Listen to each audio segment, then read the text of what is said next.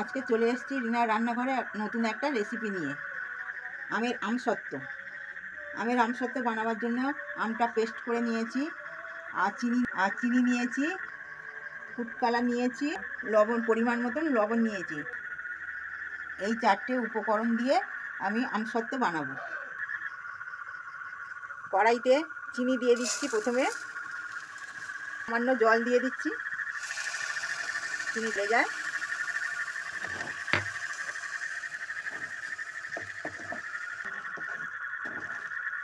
চিনি গলে গেছে, গা থেকে ছেড়েও যাচ্ছে। এর উপরে আমি পেস্ট করা আম দিয়ে দিচ্ছি। এটা ভালো করে পেস্ট করে আমি ছেঁকে নিয়েছি, এটা দিয়ে দিচ্ছি। ফুটে উঠেছে, এবার পরিমাণ মতন লবণ দিচ্ছি। যে যেরকম মিষ্টি খাবেন তেমন দেবেন, আর লবণ পরিমাণ মতন দেবেন। আর এতে একটু ফুড কালার দিচ্ছি। এইভাবে পুরোটা করে নিচ্ছি। আমি এইভাবে আগের বছরে করেছিলাম, এখনও সেই আমসত্ত্ব এখনও আছে একটু। আবার এই বছরেও এই আমসত্ত্ব বানাচ্ছি। এটা কাঁচা আমের আমসত্ত্ব বানালাম। আবার পাকা আম যখন হবে তখন আবার পাকা আমের আমসত্ত্ব করে দেখাবো তোমাদের। একটু বাকি আছে, হয়নি, আর একটু বাকি আছে। যখন গা থেকে ছেড়ে যাবে তখনই বুঝবো যে হয়ে গেছে। এটা রোদ্দুরে দিতে পারো, আর এমনি পাখার তলায়ও রাখতে পারো। পাখার তলায় রাখলে একটু দেরিতে শুকাবে, আর রোদ্দুরে দিলে এক রোদ্দুরে শুকিয়ে যাবে। আমার তো আর সময় নেই, আমি ওই পাখার তলায় দিয়ে রাখবো, পরের দিন আবার দেখাবো তোমাদের। দেখো বন্ধুরা, এবারে গা থেকে ছেড়ে যাচ্ছে, হয়ে গেছে। এবার আমি থালাতে ঢেলে দেব। কিভাবে দেব সেটাও দেখাচ্ছি তোমাদের। এবার আমসত্ত্ব বসাবার জন্য দুটো আমি থালা নিয়েছি। এই থালাতে তেল দেব। তেলটা দিচ্ছি কেন না, তেলটা দিলে আমসত্ত্বটা ভালো উঠে যাবে। এইভাবে তেলটা দিয়ে দিচ্ছি। এইভাবে তেলটা দিলে খুব তাড়াতাড়ি উঠে যাবে। এইবারে আস্তে আস্তে থালাতে আমি এটা খেলিয়ে দেব।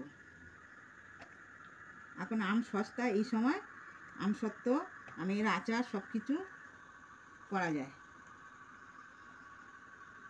এইভাবে আমি দিয়ে দিচ্ছি, এইভাবে নাড়িয়ে দিচ্ছি।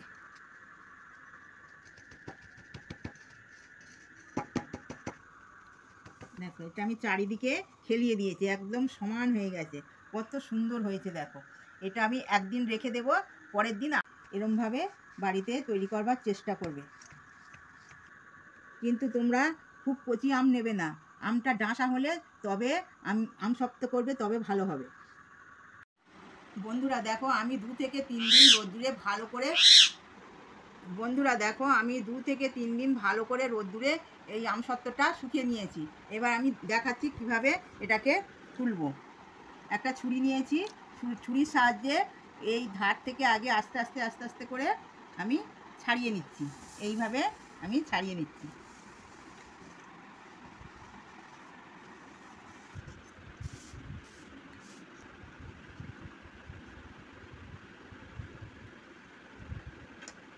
এইভাবে এই দেখো, আস্তে আস্তে আস্তে আস্তে করে আমি তুলে নিচ্ছি।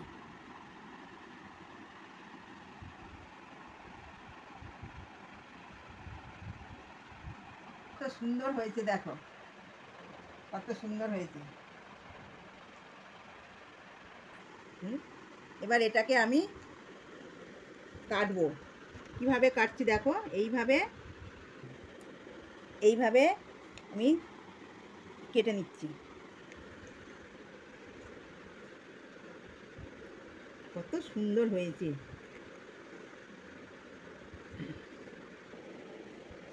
এবার আমি এটাকে এইভাবে রোল করে রাখবো।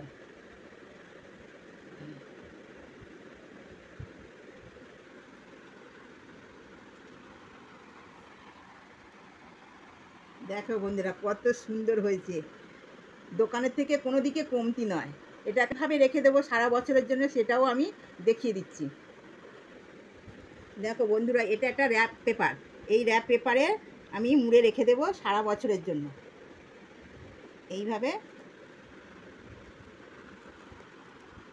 এইভাবে রেখে দিলে নষ্ট হবে না। কম বেশি সারা বছর আম পাওয়া যায়, কিন্তু এখন আম খুব সস্তা, এই সময়টা আমটা বেশি পাওয়া যায়, ওই জন্য এখন আমের আচার, আমসত্ত্ব, আম কাসুন্দি সবই করা যায়। এইভাবে রাখলে অনেক দিন থাকবে। দেখুন বন্ধুরা, এইভাবে বানিয়ে তোমরা বাড়িতে সংরক্ষণ করে রাখতে পারবে সারা বছরের জন্য। যে কোনো চাটনিতে 2-4 কুচি করে ফেলে দিলে চাটনির স্বাদটাই আলাদা হয়ে যায়।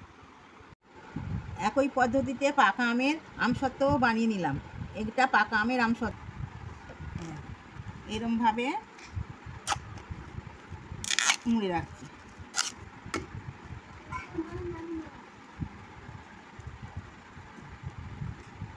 দেখতেও সুন্দর আর হাওয়াও লাগবে না, আমসত্ত্বটা ভালোও থাকবে। রেডি হয়ে গেছে, এটা সারা বছরের জন্য করে রাখলাম।